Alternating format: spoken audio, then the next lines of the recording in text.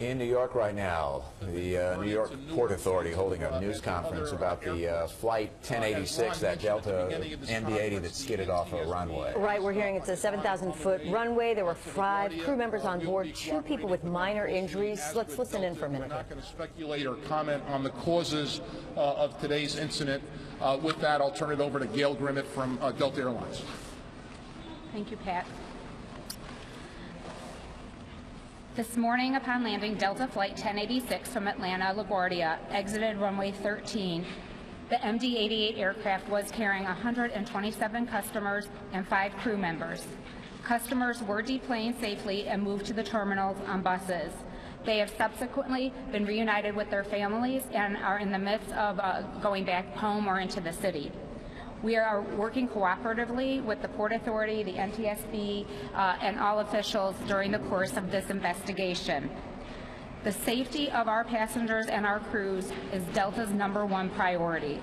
I want to thank the extraordinary efforts of the Port Authority, ARF, the PAPD for their quick response in this situation. And I also want to express Delta's sincere appreciation to our crews for their professional and quick response to help keep our passengers safe and get them to the terminal safely. Thank you. We'll take a few questions. As I mentioned before, given the fact that the NTSB is on the way, we're not going to comment on causes, and we'll leave that to the NTSB. Pat Dolan. What were the braking conditions on the runway? Good question, Pat. Shortly before the incident at approximately 11:05, 2 planes landed and reported, quote, good braking action on the runways. The runway, this particular runway, had been plowed shortly before the incident, and pilots on other planes reported good braking action. Yes. Yes.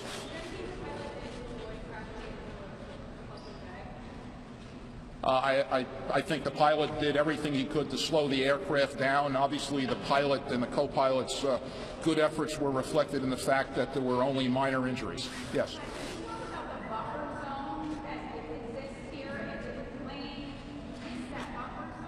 Yeah, I think what you're referring to is what's called EMAS, which is a FAA-required area at the end of each runway here at LaGuardia, which slows aircrafts down if they overshoot. As I mentioned, approximately 4,500 to 5,000 feet down the runway, the plane veered to the left, so it did not make contact with the EMAS. Yes.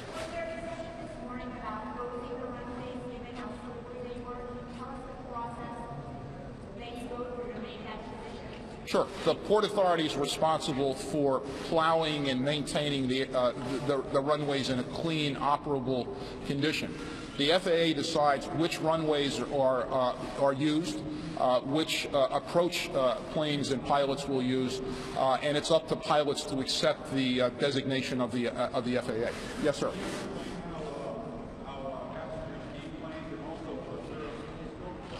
Okay, with respect to passengers, the chutes, as we understand, did not deploy. The Airport Rescue and Firefighting Division of the Port Authority Police was on scene. As I mentioned, there were 14 ARF firefighters on scene. You could see images of those ARF staff members on the wings helping passengers deplane, and the passengers deplaned were bused to a terminal here at LaGuardia. Yes. Fuel spill. There was a minor fuel spill. The fuel for a time was leaking out at a rate of about a gallon a minute. The fuel leak was stopped. The New York State Department of Environmental Conservation is on scene. Port Authority, ARF, Airport Rescue and Firefighting crews applied foam, and the situation's under control.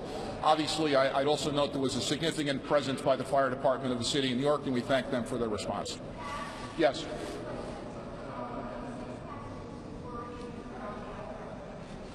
Minor injuries. Yes, minor injuries.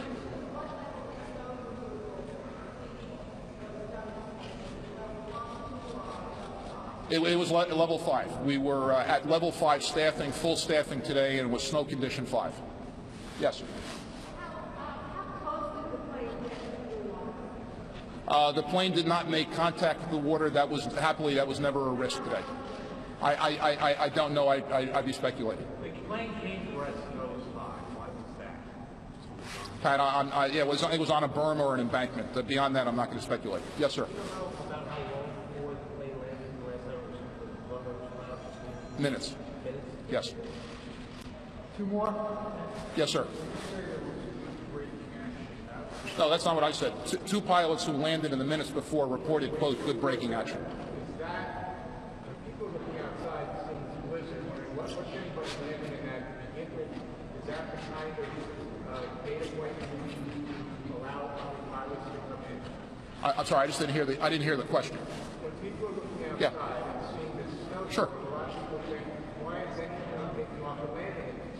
So can you give us some sense of why those reports about the braking, how crucial are they in determining to keep landing and having planes? Well, look, the decision to allow planes to land, the decision which runway is used and which approach is used is up to the FAA. Obviously, the Port Authority consults closely.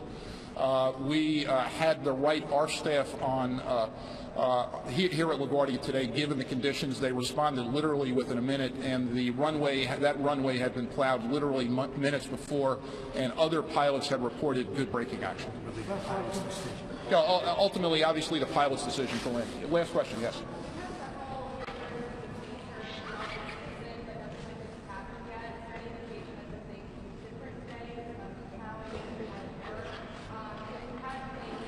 I'm not going to address any of those questions. I think those are appropriately directed to the NTSB once they've commenced and finished their investigation. Thank you. Thank you all.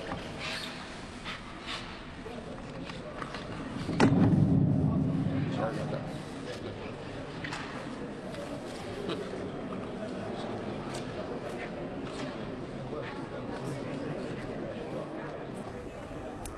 You've been listening to a press conference from the Port Authority in New York after you can see the Delta Airlines flight there on the right that slid off the runway into a berm and it looks like into a fence, and someone mentioned water nearby, although the spokesperson there said that was never a factor. 127 people on board, 5 crew, 2 people with minor injuries. We don't know what caused those injuries.